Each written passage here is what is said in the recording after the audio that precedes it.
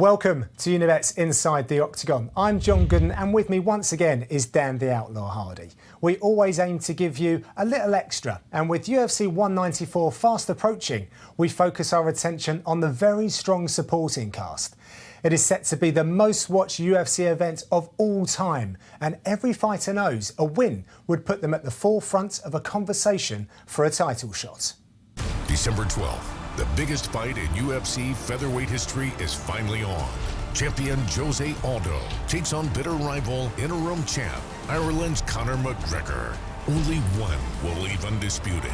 Plus, undefeated middleweight champion Chris Weidman puts his belt on the line against Luke Rockhold. Witness history live from MGM Grand Garden Arena. UFC 194. Without even mentioning the main events of the evening, there are some huge fights on this card. And after his knockout of Dennis Bermudez, Jeremy Stephens is rewarded with a fight against Max Holloway, who is on the hunt for an 8th straight win. Demian Maia and Gunnar Nelson face up in a beautiful matchup for grappling enthusiasts. And then Jacare Souza and Yoel Romero come together at last for a huge title eliminator for the UFC middleweight crown. So Dan, we're going to get into Jacare Souza versus Yoel Romero. Now, online the activity has been all over this. Everyone's super excited about this fight.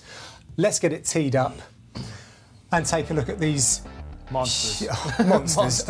Middleweight monsters. Yeah. Former Strikeforce middleweight champion in Jacare Souza, a world-class grappler in his own right, against a silver medalist in the Olympics. Yeah. What more do you want to say about these guys? Well, what more do you need to say about it? I mean, the middleweight division has never looked as scary as it does right now. I mean, I know we've got the title contenders, competing for the belt, but do you really want to win when you've got to face one of these guys? I mean, one of the best grapplers in the world, who is on an 8-fight win streak against one of the best qualified freestyle Olympic wrestlers that we've got in the sport, who's on a 6-fight win streak. But not only is he a freestyle wrestling champion, but 90% of his wins by knockout. What can't he do? Let's figure that out and let Jacare know, because I wouldn't like to fight either of these guys, I'll be honest. Well, let's first take a look at Jacare Souza then. He gets it done. Submissions all the time, but there's, as you were just saying, way more to his game. Yeah, there is. He's developing very, very quickly. We know his ground game is dominant, and Chris Camozzi can tell you about that better than anybody else. Fought him twice, got caught with the same submission twice. But look how... That's gotta hurt. Oh, it's got to. But against Jacare, I don't think I'd feel too bad about it either. Look how silky smooth his transitions are. He just moves slowly from one place to another, always balanced, always got his weight on his opponent, so he's controlling them, and just allows them to set themselves up for a submission. Because he's got so many options, he can find a submission wherever the fight goes. And then when it comes to the striking game, he'll stand and trade with you. He's got decent head movement. He likes to throw nice straight punches, but one thing that I will note is that he's got quite a short reach. He's got a 72-inch reach, which means that closing the distance and throwing short-range strikes is actually better for him, not only for his striking, but for his ground game as well. Okay. And then we've got the guillotine here, wraps upon Gegard Mousasi, who is not the kind of guy that you're going to catch with a guillotine. I mean, Mousasi's seen this over and over again, so that really just shows how experienced in the ground game Jacare is. And then his fight against Yushin Okami, caught him with a beautiful overhand right. Again, good balance, good knee on belly. Braces in with one hand and just throws one power punch after another. There's no flurry, there's no wasted energy. It's very surgical, very clinical. He just takes his opponent out with whatever it takes. And he's got all the skills to do it. He's a very, very talented grappler, but we're now seeing him as a very talented mixed martial artist. I don't know if you've seen on social media as well, a training video of him just knocking out his sparring partners with body shots as well. What are you going to do, take him down? It's like a horror movie. It's nasty.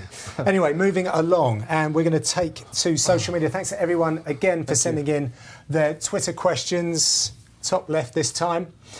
So Matthew asks, will Romero risk taking Jacare down knowing how good he is on the mat? Great question. What do you reckon? It is a great question, but the thing that I want to point out, although we say Yoel Romero, Olympic silver medalist, he's not really taken anybody down. I mean, he took Machida down. But with punches. Exactly, that's his best takedown, is his overhand right.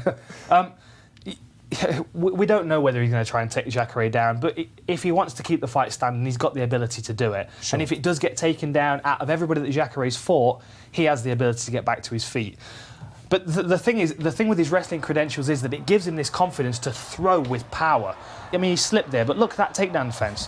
Literally just floated over his opponent. He's a big guy. To be able to do that is an amazing athlete. No bother with takedown defence. As soon as it lands, try and hold him down, I dare you. And he's straight back to his feet and braces his opponent as he's moving. very, very quick at reacting to his opponent's movement, good at reading the body and looking for these opportunities to land power strikes. And he doesn't get too caught up in the flurry, so he could have got taken down there, but he was aware, he squared up, he based, and he rolled out the way. And of course, everyone's worried that he's going to take him down. Exactly. You know, and if he does, what are you going to do? And if you find yourself in a situation like that fight, where you can't get him to the floor, then you've got to strike with the guy. And given the fact that he's so explosive and he's so fast, and he can knock you out with anything, left hand, right hand, knees, we've not seen a great deal of kicks, but I can guarantee you can throw them. This is one of the only fights really where he effectively kind of played the game that everyone expected him to. Against Machida, took him down straight to half guard and hammered him with a few elbows. And no one's made Machida look as ordinary as he did in that fight. Yeah. It just goes to show how much of a high-level athlete he is. This is such an exciting middleweight fight. Really can't wait to see this one go down. Next up for us to take a look at Demian Maia against Gunnar Nelson.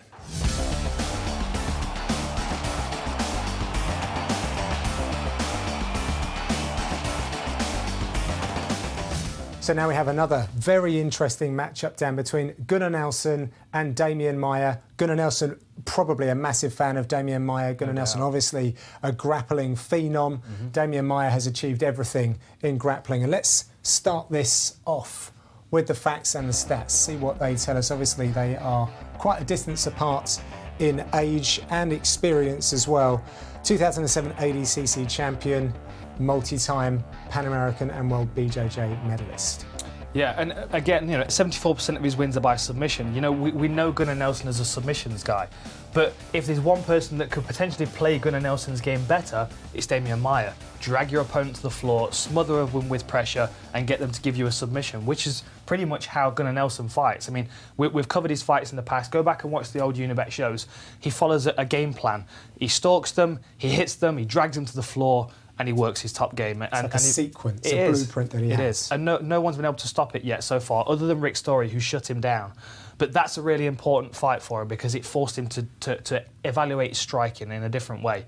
And we saw improvements in the Brandon Thatch fight, which we're going to see in a second.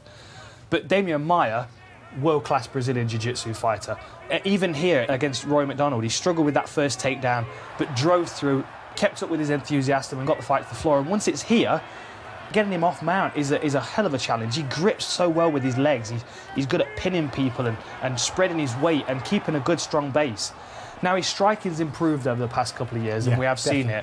But I still don't think he's the same kind of level striker that Gunnar Nelson is. I think Gunnar Nelson has an advantage there.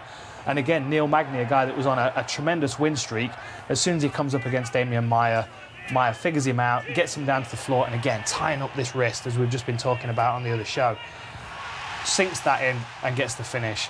We know what Demian Maia is good at. We know that he's going to try and get this fight to the floor. Can he keep up with Gunnar Nelson on the feet? I don't know. I think Gunnar Nelson's going to have a strength there, but Demian Maia is effectively cancelling out Gunnar Nelson's grappling game, so that causes problems for Gunnar Nelson, which is, you know, ideal for Gunnar Nelson to solve because he loves a problem. So Gunnar Nelson is a brown belt, maybe black belt in karate, and that was where I think he came from first and foremost, and we see that in the way that his striking is set up. Yeah, it's very Machida-esque in the way he stands. Yeah, he loves Machida. Yeah, and he's got that sprint attack that he uses a lot, but he's very good at measuring range as well. And again, very stoic, very kind of... All of a sudden, I feel calm. Here we are again, waiting for our bus. But look at the strength here against Zach Cummins. So Zach Cummins, who's fought at light heavyweight, bear in mind. Look at this strength here. Look at the way he's measuring range. A little bit of head movement, so comfortable, so light. And this is where he has the advantage over Demian Maia, in my opinion, is this confidence in his striking and this 0 to 60 speed where he hits you with that one shot that you weren't expecting.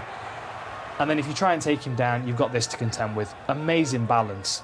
Look at this. This is something they do a lot, from what I understand, at the SBG gym, which you all know about. And he's been working with Ido Portal, who's a movement specialist, and they will be developing these elements. Let's look at this. I'm just going to rewind this. I just want to see this one more time. So just look how absolutely calm and relaxed Gunnar Nelson is before this. And this is Brandon Thatch. He's a big dude. A big dude, a tall dude, and a good kickboxer. So it's not like he's going to get caught by something unawares. Watch this. Out of nowhere. Bang, bang. Fantastic. And then lands, establishes a good top position and keeps that pressure on. One, right hand straight down the middle, right on the chin, knocks him off balance. And look at the distance he's covered. So he's right behind that punch as he lands it. All of his body weight is into it. Way through. And he's moving forward, so he can follow that into a takedown, he can follow that onto the floor and work his top game, which is ideal for Gunnar Nelson. Now, whether he wants to hit Demian Maia and drop him and follow him to the floor, I don't know. But I would like to see him use a bit more of his karate in this fight. I think that he might do, I think he'd like to challenge himself. Maybe he should be watching the Unibet shows. See, absolutely. Well, we shall see. All will unfold. Finally today, our two top-ranked featherweights. It's Max Holloway versus Jeremy Stephens.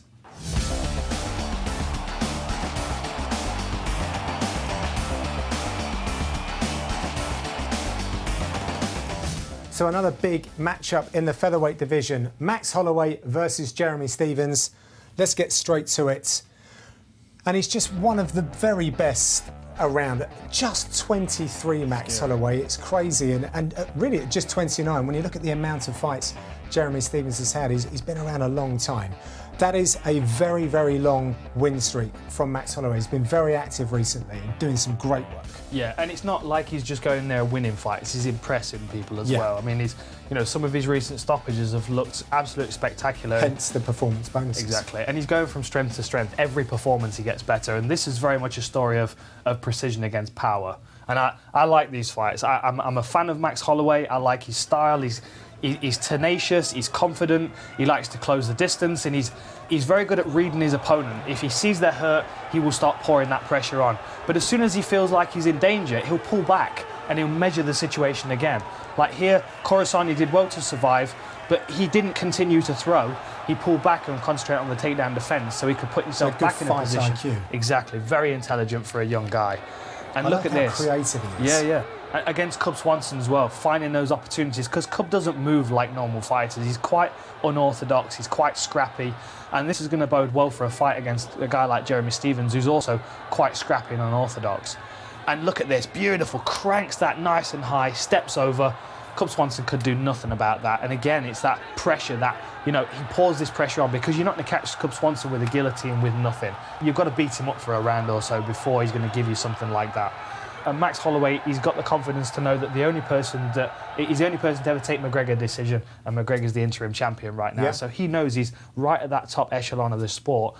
And, we've got the two top guys in the division fighting, so he's got eyes at the top at the moment. And this is a very big ask for his opponent, Jeremy Stephens. Yeah, but Jeremy Stephens, he's been around for a long time. He's a veteran of the sport. There's not a lot he hasn't seen. No, he's not. He was a good lightweight. He was a power-punching lightweight. He's very durable, and he's game as well. He doesn't back down.